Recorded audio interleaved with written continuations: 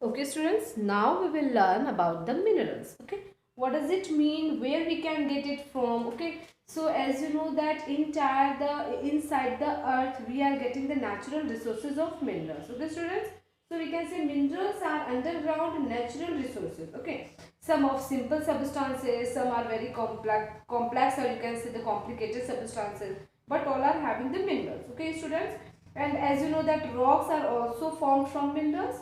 You have heard the name of gypsum and mica. These all are some, some metallic minerals, and gold, silver, which is used for making the ornaments.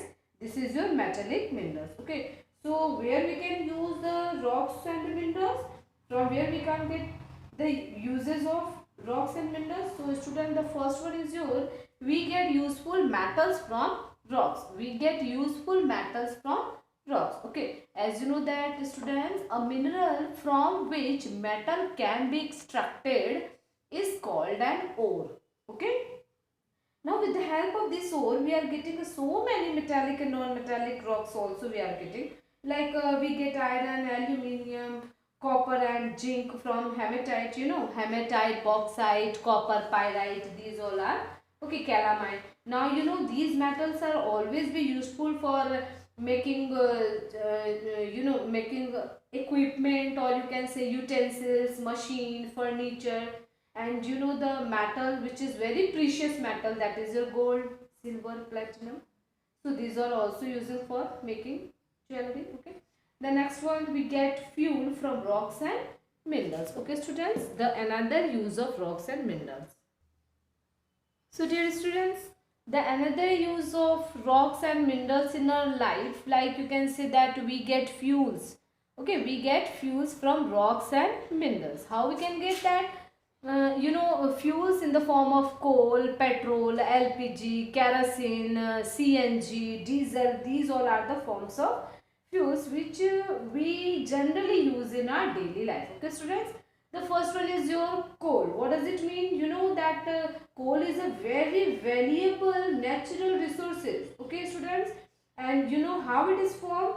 So it is formed by the buried of from millions of year ago the plants and the animals. Then there is the formation of coals which is getting buried down to the earth. Okay, and due to high temperature and pressure which is inside the earth, and these remains of plant turned into coal. So coal is formed from the buried of remaining part of plant. Okay student, and it is widely used for cooking, producing electricity, making plastic, nylon, these all are. Okay, now where the coal mine is situated, tell me. The coal mine is generally, you have heard the name of MP, Madhya Pradesh, Odisha, West Bengal, Tamil Nadu, Andhra Pradesh. These all are the having the coal mine in India. Okay, students. The next one is your petroleum. You know how the petroleum is formed? It is a dark colored, thick crude oil. Okay, and it is also called black gold. Okay, which one is known as black gold?